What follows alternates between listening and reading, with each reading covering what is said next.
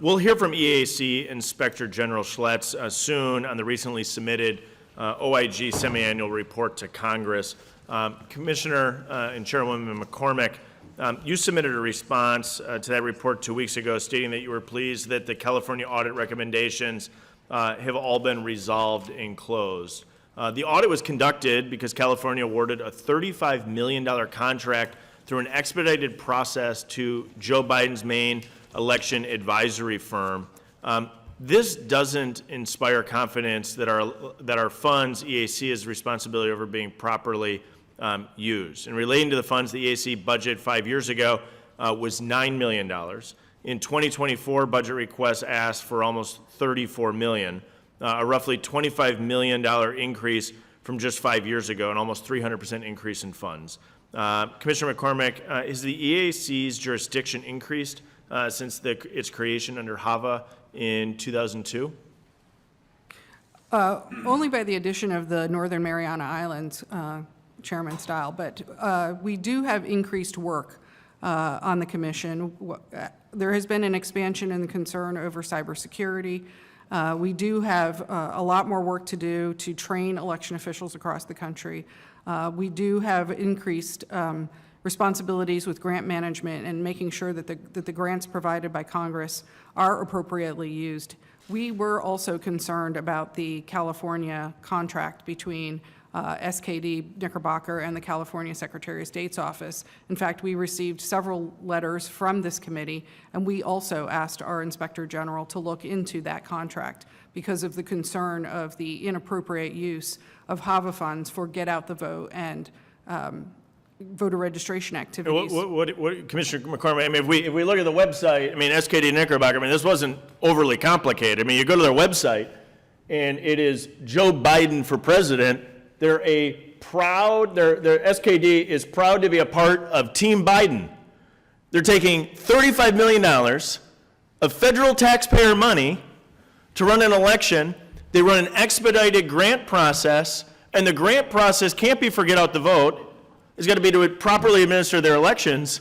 And they gave $35 million of federal taxpayer money to someone that's a proud member of Team Biden and expected that the American people should have confidence that there's not political gamesmanship in this grant? We agree with you, Congressman. This is not an appropriate use of HAVA funds, and that is why our Inspector General, our new Inspector General, came in and did an investigation and audit of those HAVA funds that were provided to California. But what did we do about it? The $35 million went to California, was spent. Well, what's the ramifications for spending $35 million to a proud member of Team Biden? Well, the Inspector General's office found that the money that was used for those activities was actually state funds and not HAVA funds. So the inappropriate use of those monies was not by federal funds, it was utilized by state funds. And she resolved that investigation and closed that question out. However, that does mean we still remain concerned about how HAVA funds are used and whether they're being used appropriately, documented appropriately, and whether they're can be reconciled with the plans that the states provide to us on how they're going to use the funds. And so I read your written testimony, and in your written testimony, you note that you're going to use some of this increase, the $25 million increase that you're requesting, to enhance the auditing and oversight Correct. of the grant making. How big is the team now? How big is it going to be? What are your needs in that respect? Well, we have several members we have maybe, I think, 3 members in our grants division right now. We hope to expand that. We also are expanding, the Inspector General is expanding her team as well. And, you know, we need to have more resources to be able to have appropriate oversight. One of the issues that we have is that we have a short timeline when we do get this money from Congress to get that money out to the states. But that doesn't excuse us not overseeing those funds appropriately, and it takes resources to do that. And we appreciate that Congress has provided that to us. So in 2022, you had 49 employees. It grew last year to 65. The request is to take it to 87, almost doubling in just 2 years. And so as we think about the new 16 people that you're looking to bring on, you referenced increasing and improving the audit and oversight.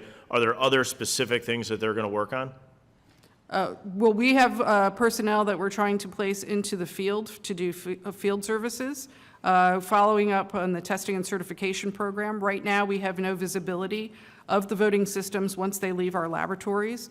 We plan on hiring field service auditors to go out into the country and to make sure those machines stay up to date and are still meeting the certification requirements, and to assist election officials in any kind of issues that they have with maintaining their voting systems. Okay, I'm gonna go back, because I pulled up while you were speaking, the Office of the Inspector General report, that according to SOS, 11.8 million in EAC HAVA funds were used for SKDK contract, 9.9 million of which were CARES Act funds, and 1.9 million of 2018 consolidated funds. I just think it's broadly concerning to the American people when we see the appearance of political activity with federal taxpayer dollars, and we're looking for an increase in your budget. You're overseeing a lot of the grants that are going out to the states. Some of our states are using these funds in productive and thoughtful ways